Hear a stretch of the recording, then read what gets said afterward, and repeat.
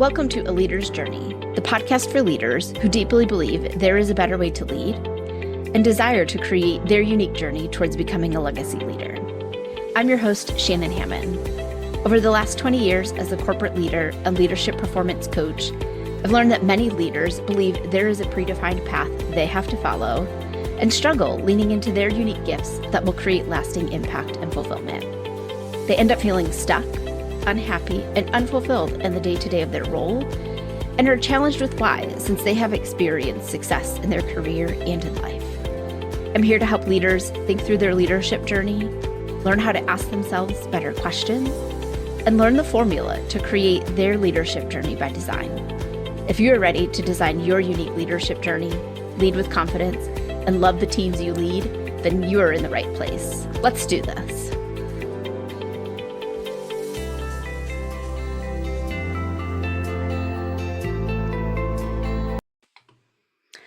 Hello, my friends and fellow leaders. I'm glad to have you back here with me this week on the podcast. And if this is your first time tuning in, welcome. I'm so happy that you are here. I know that your time is valuable, and I'm grateful that you have chosen to spend some of it here with me today. So I want to start out with a few questions that I want you to think about. Are you feeling overwhelmed with the demands and the expectations that are placed on you as a leader? Do you feel like you are going through your days feeling frantic, chaotic, hurried, and stressed? Perhaps you're struggling with what to focus on, staring down that to-do list that's a mile long, and then doing nothing or procrastinating. Maybe you don't feel like working or really doing anything at all, and dread logging into your computer for the day, worried about what might be there facing you. Maybe you're taking on a lot, getting a lot done each day, yet you can't see the future or what the payoff is for all the hard work that you're doing. You might tell yourself, I can do this, and you decide to double down. You're going to work harder and longer. You're going to do everything possible every single day. You're going to add more meetings to your calendar to make sure that you can have the conversations that you need. You're going to get on more calls. You're going to say yes to the new opportunities that come up, thinking that this is the answer to all of those questions. Just work harder, work longer, do more. I can get this done. You might see some small gains, but for every step forward, you take 2 steps back.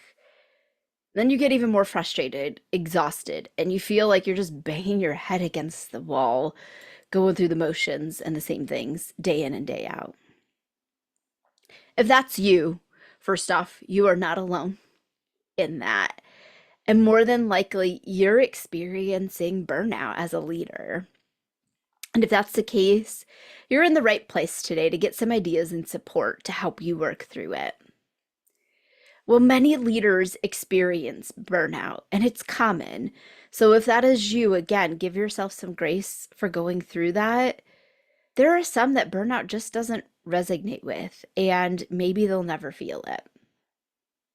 And if that's you, and you're that leader who doesn't resonate with burnout, I want to encourage you to still take a listen, because I can promise you, you are going to lead someone who does. And you want to be able to be there to support and guide them and have some understanding and empathy for what it is that they might be feeling and going through at that moment. Now, despite what you are going to see all over social media and what many are going to tell you, and maybe it's a thought that you even had yourself, but burnout rarely occurs from overworking or from excessive stress.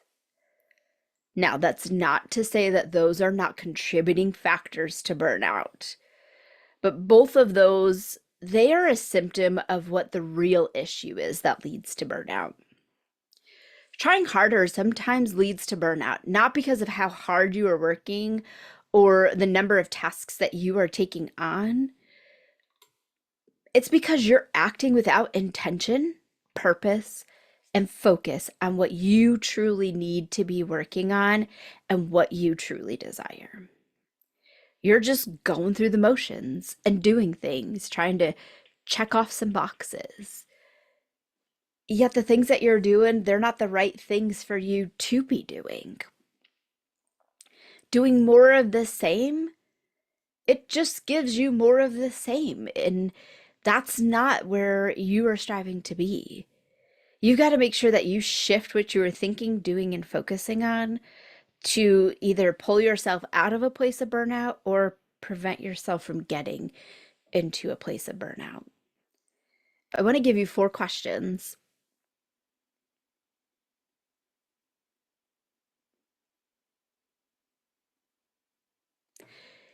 If you are feeling burned out, I want to give you 4 questions to ask yourself and really contemplate. The answers to these questions, they will be indicators as to where your burnout is coming from and what you can do to work through it and get back to feeling like that rock star again. So I want to talk through these 4 questions, and then we're going to talk a little bit more about burnout.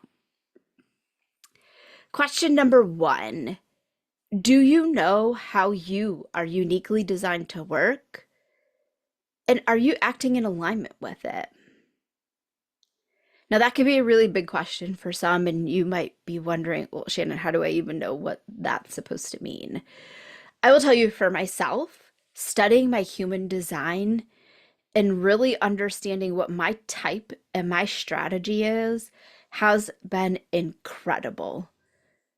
Especially when I learned that based on my type, I'm not designed to work the way the majority of the world is. It was mind blowing for me. The way that lifted off to my shoulders was absolutely incredible. I finally understood why I had struggles and felt at times that I just couldn't keep up, which then made me feel like I was failing or doing something wrong, or that maybe the role I was in wasn't the right role for me. And in reality, all it was is I was acting out of alignment with how I was actually designed. So, my design type is what they call a projector, which means that as a projector, I'm not here to constantly grind or push through long hours. Projectors don't know when enough is enough, and they will keep going until it's physically impossible for them to do so. And I found myself in that place at several times throughout my career where I was working very long hours and then I was exhausted. I would go home, I would crash and basically pass out for sleep, get up and do it again, and then again, Groundhog Day, the same thing over and over again. And I did find myself in a place of burnout. And again, it's because I was not working in alignment with how it is that I'm designed to work. Projectors, they need more rest time, right? So you have to make sure that you're building things like buffer time and white space into your calendar so you can give your brain and your body a break, work in shorter sprints.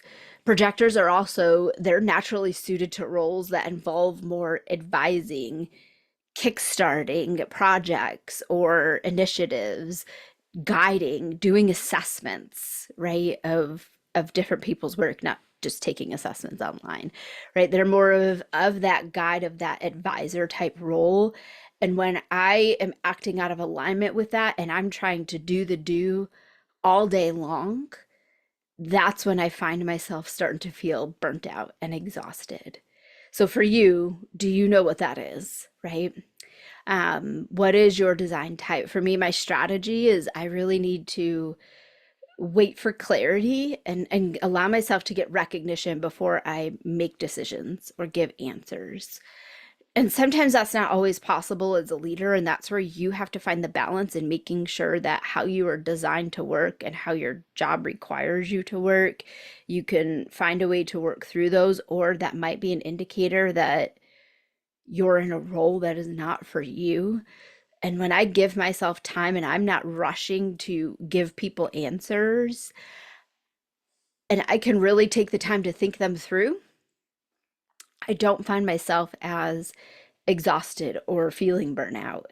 from making decisions because I'm making decisions in alignment with the way that I'm meant to make those decisions. So that's question one. Do you know how you are uniquely designed to work, and are you working in alignment with that? Question two, do you have clear boundaries set, and are you holding true to your boundaries? And this can be a hard one for leaders. Sometimes we have the perception that leaders can't have boundaries because we always have to be available for our team. They need us. We have to be able to answer all of their questions. And while an aspect of that is true, a lot of your job as a leader is to guide your team in how to find the answers themselves. You're not meant to be the expert. And that doesn't mean that you don't have to set boundaries.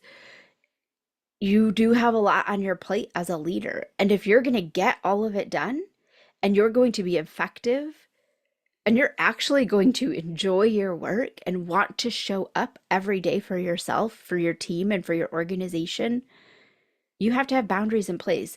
Boundaries are not a negative thing. And that's a connotation that we in the world just have to work through, right? Because setting boundaries has always been used in a negative connotation.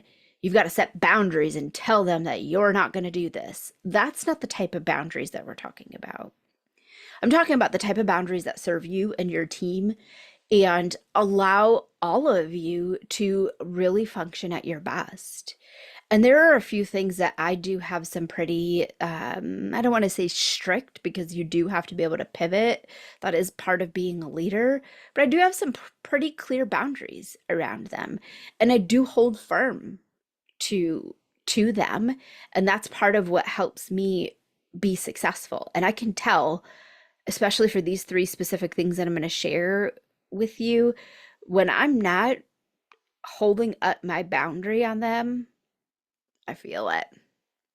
I feel it. And it's not a great place. And I know that I've got to course correct and get back to resetting that boundary. And I will tell you that it is much easier to hold firm to your boundaries than to fall off and have to reset, fall off and have to reset. Because when you do that, nobody believes that your boundary actually exists. But when you hold firm to it, and when you hold firm to it, everybody knows. And then all of a sudden, that's just the normal way that business gets done. And it's not an obstacle for anybody that they need to overcome. Your boundaries are never obstacles. They're just the bumpers that help you get your job done. One of them is leaders. And one that I found is critical for me. Schedule time to do email. And that doesn't have to be a literal block on the calendar. It might be if that's what it is that you need. But constantly checking email, it makes you frazzled because email is always somebody else's priorities. Now, you may be waiting for an email back from somebody or an answer to a question that's going to come to you via email to get something done on an escalation or a project that you are working. More than likely, though, an email is somebody else's priorities. So don't be constantly checking it because all you're telling yourself and your brain is more to do, more to do, more to do, more to do. And when you keep piling on the mental to-do list, you're going to get frazzled. You're going to get burnt out. You've got to give your brain a break from email. In this world, we have become so dependent on email. It's ridiculous. To the point as to where for some things, I don't even look at it. Maybe not so much from a work perspective. Maybe that's more so from a personal perspective. However, one of the boundaries that I've set is that if it truly is important to you, you're going to pick up the phone and you're going to call. You're not going to send an email. Email is low priority. It's low stuff on the to-do list. And if your item is important, pick up the phone. Stop sending emails. As leaders, though, give yourself that break. Don't check your email all day. Nobody needs to hear from you every 5 minutes in your email. And again, the most important things for you to focus on, they're not coming in emails. The more you check in on email, the more you're checking out of whatever it is that you're actually supposed to be working on.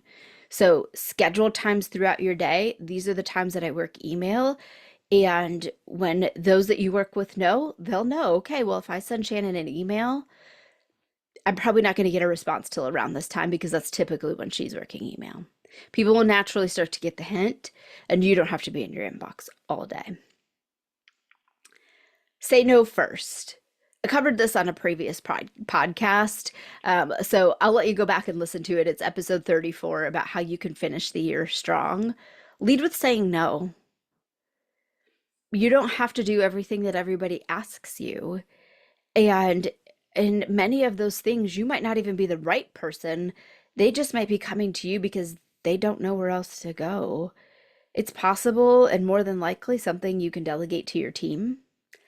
Or it might be something that needs to start with your team first, and they need to be able to do their job and being able to start the issue. And if they feel that it's something that's out of the realm of what they can work on, they'll then escalate it to you, and that's when you can step in as the leader.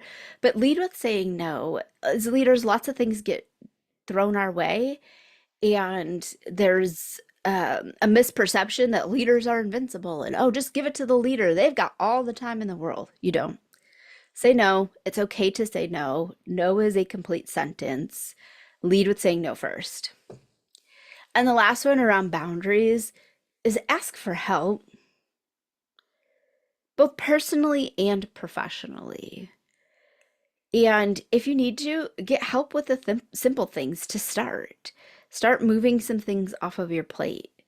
If you've got to set boundaries, maybe at home, maybe it's your kids help with dinner, or you hire somebody to come in and clean your house once a month or every other week or whatever works for you. Don't be afraid to ask for help. Asking for help is a key to being successful, and it lets others know that there's opportunities for them to pitch in and maybe level up their work performance and where they're at. Don't be the martyr thinking that you have to do it all. And if you are the only one that can do something or a task that you have, then you need to be training somebody else. Because you are not only setting yourself up for failure and creating unhealthy boundaries for you, you're setting the next person that comes behind you up for failure.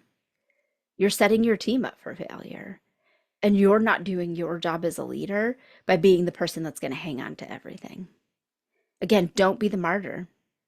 The martyrs don't get ahead. They stay exactly where they are because nobody sees that there's an opportunity for them to do anything else. So, again, if you're the only person that can do something, make a note to yourself. You need to start training somebody and start looking for that opportunity and put that on your calendar. So that way you can make sure that you get that done. All right. Question number 3. Do you have clear goals, and are they big enough to really inspire you? When you set small, achievable goals, you're not challenging yourself. This is one of the reasons I am not a fan of SMART goals. It makes my stomach turn even just thinking about it. Specifically the A part, which is achievable in a SMART goal. When you know that you are working on something or working towards something that is achievable, you don't put as much effort into it because your brain already knows that it's going to get done. You're not learning anything. And really, to me, that's a check the box thing. And I don't know about you, but for me as a leader, I'm not here to check boxes. I'm not here to do the things that are just achievable. I'm here to go above and beyond. I want the big goals. I want to know that I'm going to be putting myself out there and challenging myself and growing every single day. Part of that is you need to be clear on what your mission, your purpose, your goals, and your dreams are, or you're going to naturally feel burnout. Because those are the things that inspire you. My goals and my dreams, my purpose on this world, that's what gets me up in the morning every single day. They guide you in how it is that you need to be showing up. They give you something to look forward to that you are super excited about. Think about that big vacation that maybe you've planned, or maybe you're planning one now. You book your hotel, all of your travel. Um, you know what you are going to do or where it is that you are going. You might even be thinking ahead to say, I know exactly where we're going to eat. I'm going to hit these restaurants when I get there. You know, the activities that you want to do, and you are pumped up about it. You start counting down the days until it comes. You might buy some new outfits, and you feel like that it just can't get here soon enough. And all of that feeling comes from you having that clear vision for your vacation. And that is what's fueling your passion, your excitement, and your commitment to it. It's what's making you get all of those things done. It's what's making you book that hotel that might be costing you several $100s that on a normal day you might not spend. But because your vision of what this vacation is going to look like is so clear in your mind, you book it without a thought, right? Or hopefully you've planned ahead and budgeted, but that's a whole other topic. And I'll let my friends who are financial coaches help you with that part, but please make sure that you budget for your vacations. Anyway, you need to have that same level of clarity on what your mission, your purpose, your goals, and your dreams are. So, when was the last time that you looked at those things? Have you put thought into them? Do you have clarity on what your mission, your purpose, your goals, and your dreams are?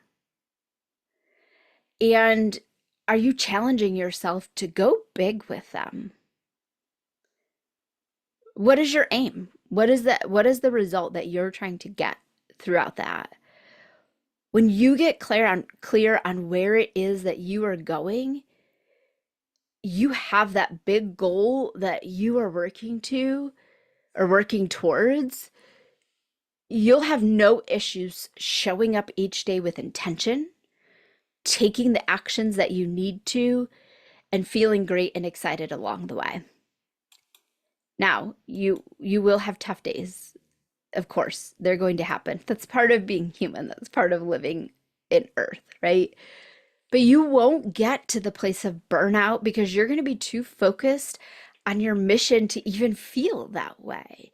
You're going to be excited about the things that are coming up. You're not going to show up dreading the day. Every time that I have felt burnout, one of the key things that as I looked back on it was this exact thing. I lost sight of my vision and what I desired for my future. I wasn't taking the actions that aligned towards making progress on my future self and my future goals. And I didn't feel like I was working to my fullest potential because honestly, I wasn't. I was doing all of these other things just to check a box and not actually doing things that excited me and that moved me towards what I desired for my life. I was living and I was leading out of alignment with my desires. So, of course, naturally, I'm gonna feel burnt out because I'm not doing what I really desire to do. It's a hard place to acknowledge. When you do, you'll start to feel better immediately. I even feel better just thinking about not being in that place. So, really take the time to contemplate and get clear on your mission, your purpose, your dreams, your goals, and make sure that they are big goals. Step away from all these SMART goals. We're not looking to do things that are achievable in the next year. Those might be specific tasks that you need to do, but have that big goal that when you look at it, it kind of scares you a little bit and you have no idea how you're going to get there. But you have the vision for what it looks like when you do, and you are excited about it. And you'll take that next step, and that's going to help you get that progress and that momentum. All right, question number 4, and our last question. How are your health habits? And are they your number one priority? Now, I've talked about this on other episodes of the podcast, so I'm not going to go into a lot of details here. I've talked about it on a couple different ones. And I'll link some of those episodes down in the show notes. So that way you can go back and listen to those. As people and as leaders, you have to take care of you first, no exceptions. When you get on the airplane, they tell you put your oxygen mask on first before you help others. There's a reason. Because if you aren't taking care of you, you don't have enough in your tank to take care of anybody else. Your physical, your spiritual, your mental health, they have to be a priority. When you are feeling your best, you don't get burned out. You've set the habits, the routines, and you have the tools to take care of you. So when stress starts to rear its head, and it's going to, you know what you need to do to combat it. And you're being proactive and getting ahead to prevent it from even coming. So if and when it does, it's not as big of the stress ball as it could have been. And when you're taking care of your health, again, your physical, your mental, and your spiritual health, you are thinking clearly enough that you're going to be able to identify when stress starts to come up, or you're going to be thinking clearly enough to know I need to continue to do these things to make sure that I don't even get there. A lot of burnout can, well, not a lot, all of burnout can be prevented. And one of the key places that that starts is with your health habits.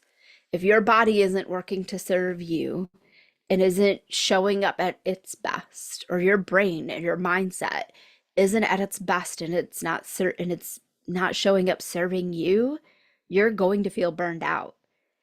And you've got to get a handle on those things. So again, I'm not going to go too deep into that.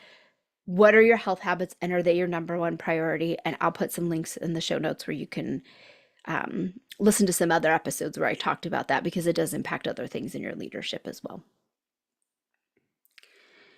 As you sit with these questions, this is a really great time to break out your journal and start writing down what is coming up for you. Not only will you be able to get your thoughts out on paper, you'll be able to add to it as different things come up as you're going throughout your days and your weeks. And in the future, you're going to be able to look back and see how far you've come when you started answering those questions and started living in alignment with the reason that you are here. And I want to leave you with one last thought, because as leaders, we have a hard job. There is no doubt about it. And if you don't care, you don't burn out. And that's not to say that people that don't feel burnout don't care. Leaders that just don't care, they just go through the motions with no thought about impact to them, impact to others. They don't let anything bother them. They don't have good health habits. They don't have a clear mission. They're just completely checked out. They're not engaged, and they're not committed to their teams. So give yourself some grace if you are feeling burned out. That does come from a place of care, and you just need to start doing something to start caring about you. You have control over how you feel, and you get to decide what you want to feel and how you want your future to look going forward. So make that decision today. And again, give yourself grace. If this is where you are, and we've all been there, myself included, many times throughout my career and sometimes here recently, I have felt burnt out. I remember saying to my leader not that long ago, burnout would feels like a walk in a park, because I am so far past that I can't even look back and feel and see what burnout looks like. And I can, and it actually sounds really good because of where I was. And it was because when I sat down and I asked myself those 4 questions, the answers weren't good. I wasn't in alignment with the things that I know I needed to be doing as a leader. It happens to even people like me, who others might say, oh, well, you never get there. No, I do. It happens.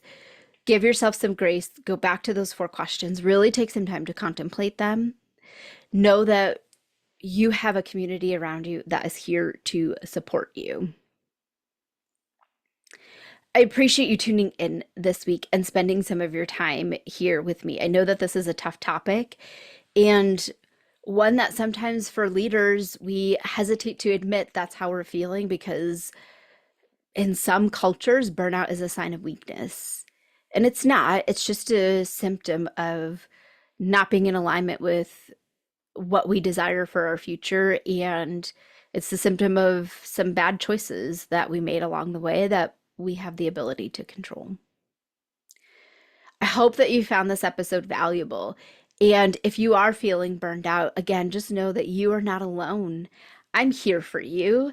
Reach out if you need to, and know that you can start working through this and start feeling and leading at your best.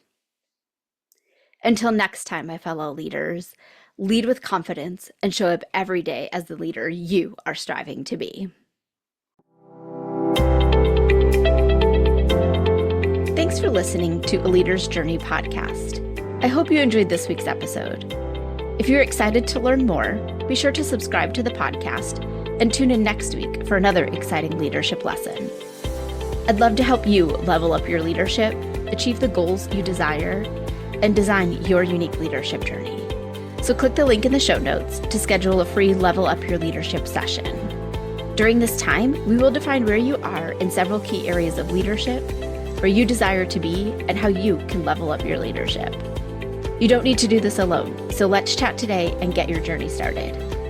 Don't forget to connect with me on LinkedIn or in the A Leader's Journey community on Facebook, and share this episode with another leader so we can all learn and grow together. That's all for this episode, and I'll see you next week. Until then, lead with confidence, show up every day as the leader you are striving to be, and make the decision today to level up your leadership this year.